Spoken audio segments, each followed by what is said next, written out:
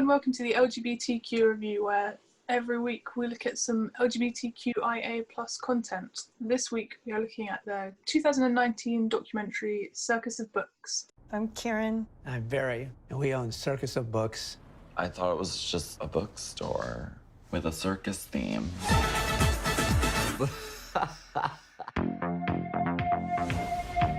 Circus of Books was the center of the gay universe. Just like porn, P-O-R-N. If anyone asked us what our parents did, These are called cock rings. the official answer was, we own a bookstore. Porn has always had a place in the gay community. To see men naked and unafraid. They're not offended, they're not scandalized, it's their job. This guy here, Hand Jobs magazine, now he does organic chicken farming. So when I order from him, we catch up on his chickens. What did you think? I really liked it. It was okay. I don't think it's a very good documentary. I think the Marvel was right to say, where do you think this is going? Because, like, where did they think it was going? It just didn't have an end. I don't know. I mean, the shop shut. I mean, that's an end. It's not a great end. It's a documentary about a book shop called Circus of Books, which was at one point the biggest distributor of gay porn in the US. It was very big in the 70s and 80s and has like a slow decline until now. And then at the end of the film, it's when it finally shuts, but they've been struggling for a while. The owners are Karen and Barry Mason, and they have 3 children, and one of which is the director of this film, who's like an artist. I guess the big revelation in the film is that they didn't know that much about the business or like what their parents were doing when they were growing up. When they buy it in 1976, they're like a middle-aged Jewish couple that don't know anything about it. Like they completely separate their business from their personal life, and they can like separate the fact that they're like selling gay porn. But then at one point in the film, I think it's Josh, the son, says about him coming out to them and how like Karen couldn't handle that. Yeah, and she has a kind of like crisis and kind of reevaluates her faith. And then the dad just kind of, yeah, it's fine, it's all good. He's very, I like him. He's a very passive man though. But I never felt free to let anybody know what we did. Mom was caught between this stuffy conservative synagogue and the business. It was like a knife over our heads all the time.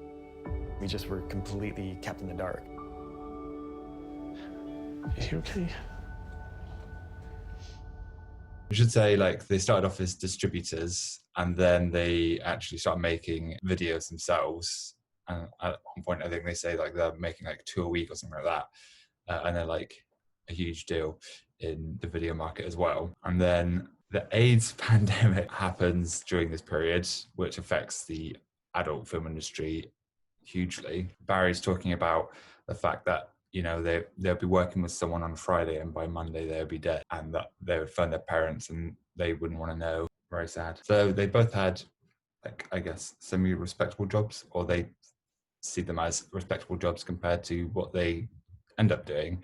Karen is a journalist and has like covered a lot of interesting stories and worked for lots of newspapers, and Barry was like a special effects artist who worked on like huge productions like 2001 and Star Trek, the original series. Karen sees an ad and tells Barry to look into it, which is as a distributor for, I think it's Larry Flynt, who I know the name and seems like a big important cultural person, but I don't know what they do really. There's a great film called The People versus Larry Flynt.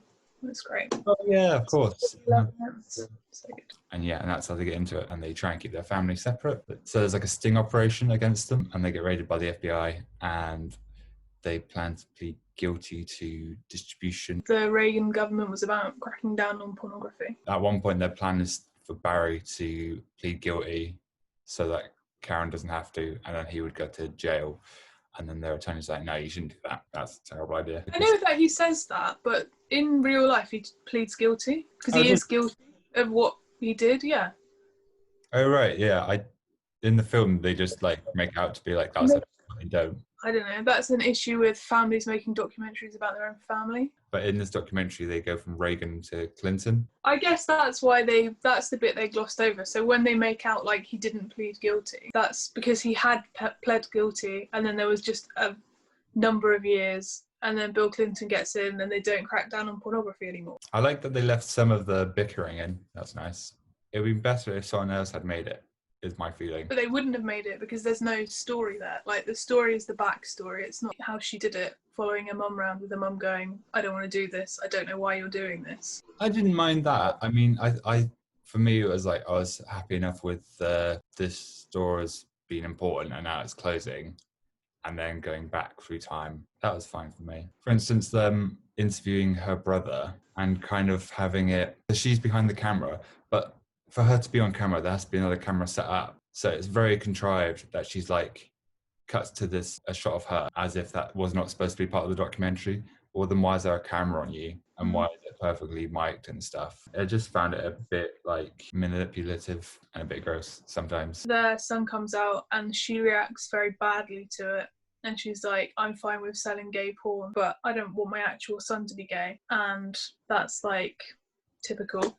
And then they get involved with PFLAG so she can tell her story and like help new parents of people that have come out. And it's all very nice. And that's her moment of redemption. But then also she's like, they cheer for us more than they cheer for anyone else in the Pride parade. And you're like, do they? She says something to the effect of like, I wish I could take back what I said when my son came out on that day. And it's hard because doing this, I have to relive it constantly and like say those words again, which is quite hard. So I do really appreciate how much work she has done and how much work she continues to do and support people. It's difficult to feel like any empathy towards her because she's willing to like, yeah, I'll get money from these people, but I don't like what they're doing and that will not infiltrate my family. With all the PFLAG stuff and things, when she goes to the expos and stuff, she's still like, I'm glad I never have to go to this again. I don't want to see it, blah, blah, blah. No. Okay. Why don't you just send your husband? He seems nice. Yeah, absolutely. And also, like, I mean, the business declined for so long, but they seem to be opportunistic with business ventures. It seems odd to stay in that business so long with so many issues. Yeah, not enjoying it.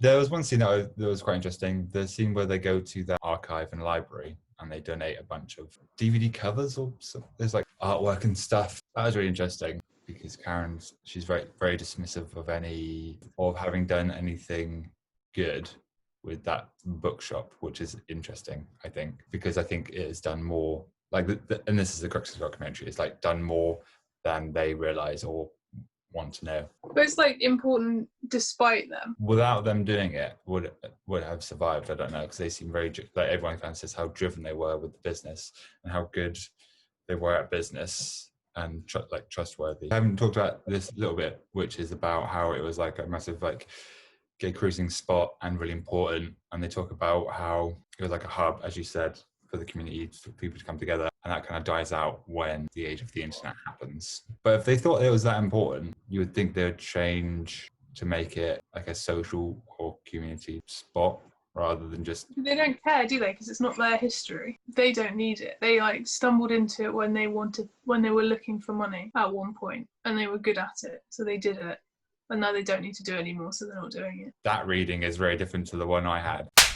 I'll give it 3 goldfish bowls full of lube. I will give it 3.8 skip filled with discarded gay porn. Let us know what you thought in the comments below.